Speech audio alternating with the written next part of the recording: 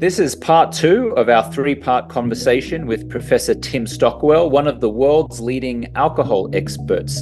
In 2023, Professor Stockwell published a study looking at 100 previously published studies about alcohol.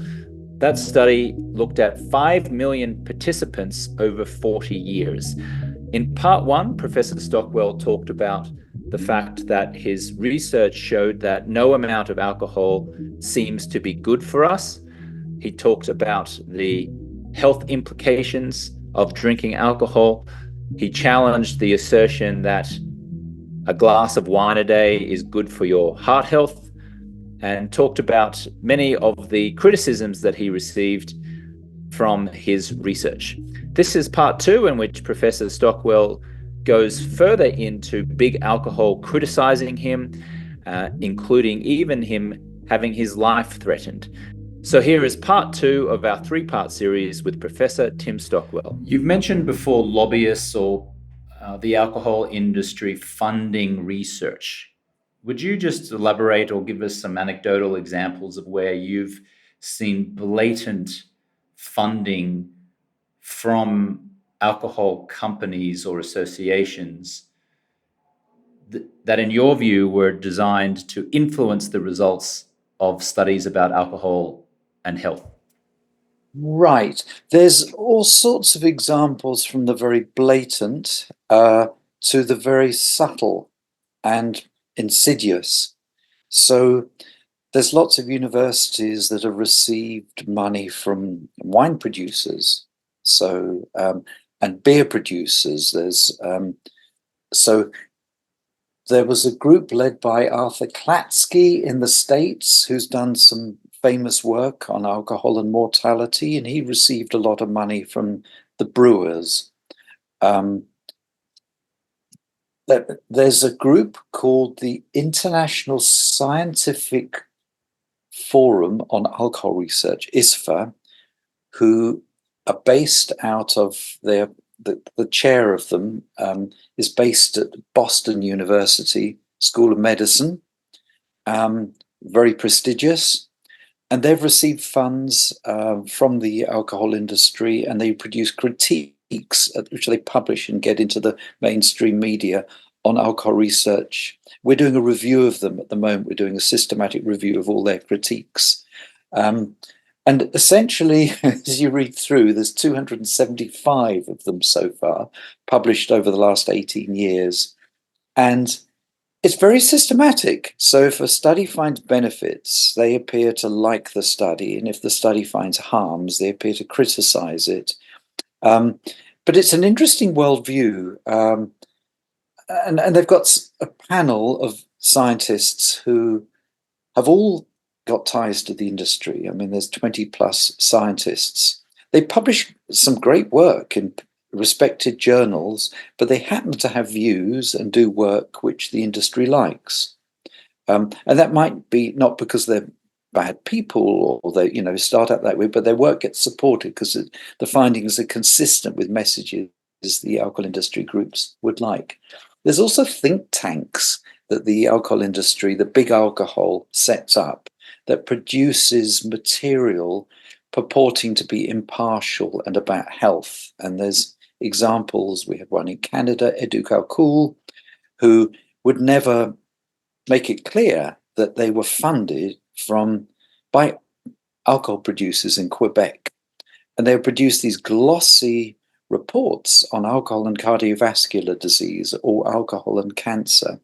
And there's been careful studies by other people of this kind of literature. There's similar think tanks and social responsibility groups all over the world. Most high-income countries have at least one such. And systematic analysis of their reports show that they actually don't fairly represent the evidence, in that they would look for ways on alcohol and cancer, so that their apparently official impartial report on that would suggest that moderate drinking is not a risk for cancer. Well, the evidence is quite different. There's strong, widely accepted evidence that even light to moderate drinking presents a significantly increased risk of breast cancer. It's a small risk, but it's there. So they would put a spin on the research and make people feel very comfortable. They would emphasize the cardiac benefits, the purported cardiac benefits, and they would rubbish criticisms of those and say that it's so well established. So there's this whole, the industry funding is seeking to amplify that message. I have seen examples of just the latest study finding benefits and an alcohol industry think tank group jumping on it and organizing a media conference at a big high-profile event so that the world's media will hear yet again that alcohol is good for your health. So there's lots of strategies that they use. It seems pretty blatant. It seems like they're almost hiding in plain sight. Like it's obvious to you, but maybe it's not obvious to the masses. Obvious in my experience. Once we did a study, my colleagues in Ontario, Erin Hoban and I, we persuaded the Yukon government in Canada, who runs an alcohol monopoly. It's a tiny population, about 30,000 people, remote area, way up north. It's -40 in winter. They'd agreed to put warning labels on all of their alcohol containers. So it wasn't possible to purchase alcohol without these colourful, bright warning labels we designed, one of which, approved by the chief medical officer of the Yukon, advised of the risk of colon and breast cancer. Great big, yellow, red, colourful messages. And I think we managed to get 46,000 products labelled with the cancer warning and 50,000 with a low-risk guideline message before the industry realised what was happening in the remote corner of Canada and started threatening legal action against the Yukon government and threatened my university, Public Health Ontario, questioned and we've got emails where basically they were, what's the word? They were, I suppose it's libel if it's written, isn't it? Slander if it's spoken. But they questioned our integrity. They made out that the science didn't support the alcohol cancer message. And they basically implied, there would be legal action if this study continued. And it was stopped. But the good part about it was that it became another big news story, and it was covered by papers all over the world, first in Canada, about how outrageous it was that consumers were denied information about the health risks because the big alcohol, came in and shut it down by threatening the government. And that's been one of the few times when almost everybody who heard about this in the media, instead of being cross with me for talking about the risks of alcohol, was saying, well done, stand up to them. They shouldn't be doing this. How dare they? Keep us in the dark about this essential information about alcohol and health. So that was pretty blatant. And actually our little health warning labels were seen by hundreds of millions of people instead of just a few thousand or a few hundred in the Yukon. And we found impacts of the labels. Consumption reduced, people's awareness of risks increased.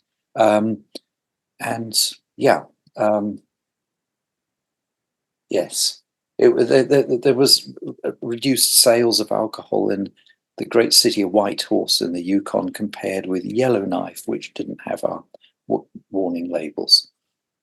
So it sounds like the warning labels do result in a decrease in consumer consumption of alcohol. Yeah, and they also really liked that they supported it. They appreciate we did a lot of research with consumers as well as looking at the sales data. Many people said it made them think about reducing their drinking. They were more, prior to that, we did a little knowledge quiz about awareness of cancer.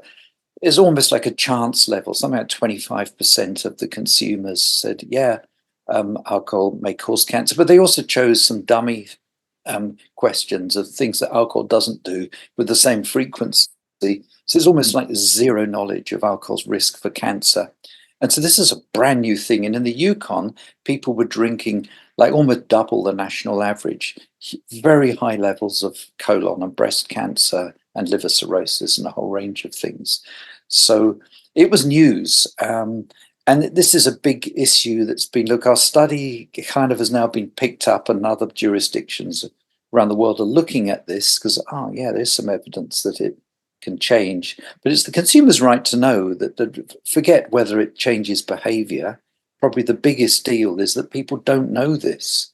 The World Health Organization has ascertained that beyond doubt, alcohol is a risk factor. The alcohol found in beveraged alcohol you can purchase in grocery stores is going to increase your risk of dying early from cancer.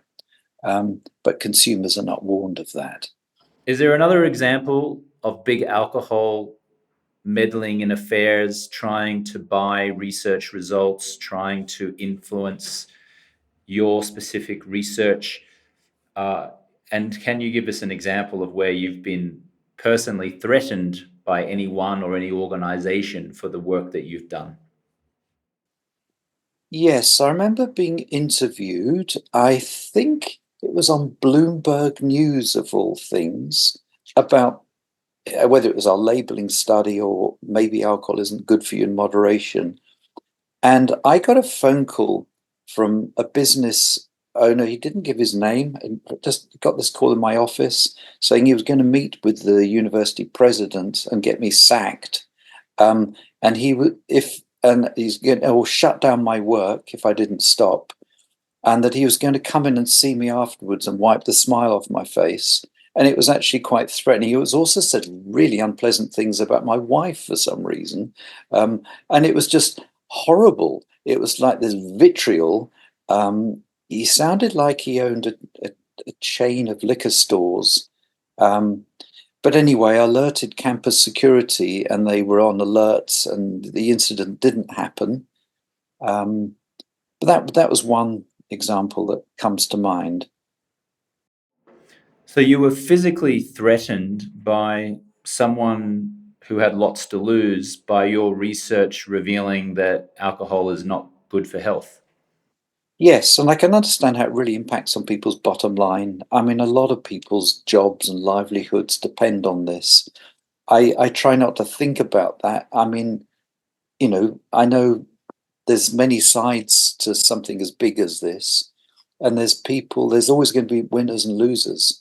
Um, and I guess the job of our group is just to try and find the truth, and we should try and build a world around what is true and factual, because there's other ways for people to make money than trying to sell as much cheap alcohol as they can, or as much alcohol. So, and I don't know. I think it's important we sort these things out, and I regret any harm or difficulty it imposes on people who are making their livelihood in that way. And they do it. They're good people. They're not doing it because they want to harm us. By and large, maybe some are, but I think by and large these are people with good hearts who see the fun and enjoyment many people have when they drink alcohol, and don't see the connection or aware of the dark side of it.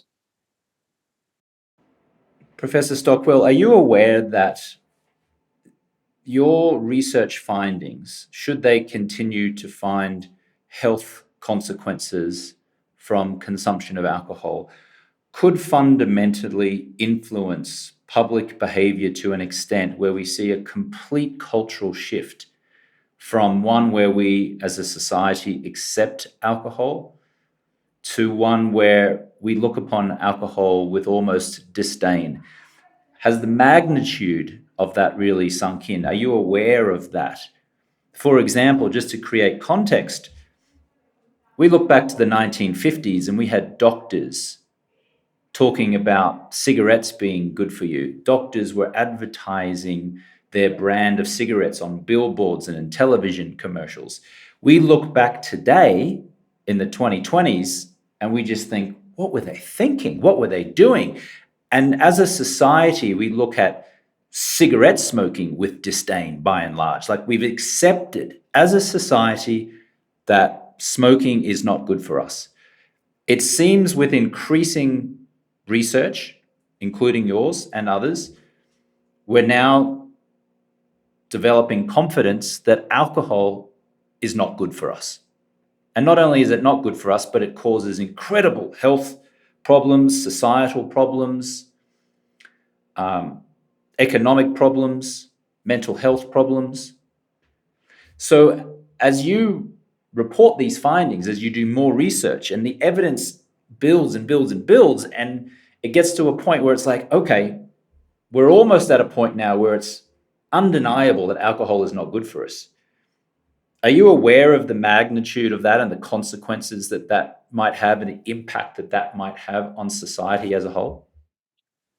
I think so. Probably I'm not fully, but one should really hold that thought and think about how different the world would be in so many ways, because we encounter alcohol, people drinking alcohol, and alcohol having effects on people every day, and we take it for granted. And yeah, I mean, I think also there is already a sign. I think there's a tide that there's a colleague of mine, famous alcohol researcher called Robin Room, an Australian alcohol researcher, who's always talked about waves of alcohol consumption, thinking about, over big time periods, 50 years. There was prohibition 100 years ago. But prior to that, there were massively high levels of consumption, particularly among men. And things changed. There were reactions against prohibition. There are these forces around alcohol use. We have a strong desire to use alcohol. This is an ancient thing. There's evidence Neolithic hunters could make some form of beer, would gather round the fire after a busy day hunting and get drunk.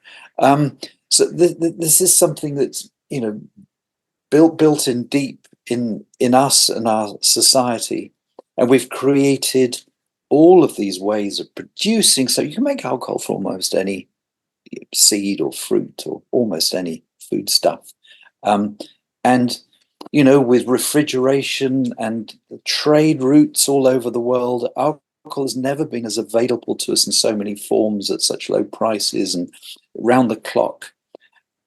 I think it's hard to really anticipate what a change that would all make.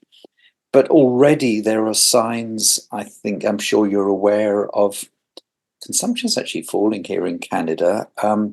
There's movements where you can actually buy decent alcohol-free beer. It's some people find it a curious thing that you'd bother to make an alcohol-free beer. Why don't you just drink other things? Actually, the products that are now made are really nice. They used to be awful, taste bad.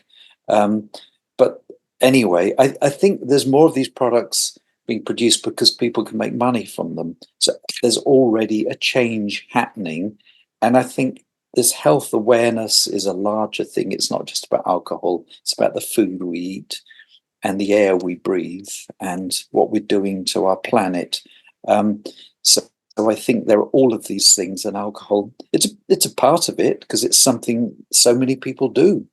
And it'll be a huge shift as things settle down, if indeed that idea permeates, that even a small amount of alcohol is not good for us, is slightly bad for us. That concludes part 2 of our 3-part series with Professor Tim Stockwell. Look out for the third and final part, in which Professor Stockwell answers questions from our clients. Thank you so much for listening. For more content like this, you can check out our YouTube channel at alcoholfreelifestyle.com/YouTube. You can follow me and send me a direct message on Instagram and TikTok at James Swanwick. And you can see the results of our scientific study at alcoholfreelifestyle.com/study. If you'd like to apply to become a Stop Drinking client, you can visit alcoholfreelifestyle.com/project90. I wrote a book called The 30-Day No Alcohol Challenge, which you can find on Amazon. And you can always email me directly at james@alcoholfreelifestyle.com. If you're a regular listener of the show, would you please do me a big favor and give the show a rating and a review? It helps us get more listeners, and you'll be potentially helping someone else out there who's struggling with alcohol to find us, to listen to us and get support. Thanks so much for listening. We'll catch you on the next one.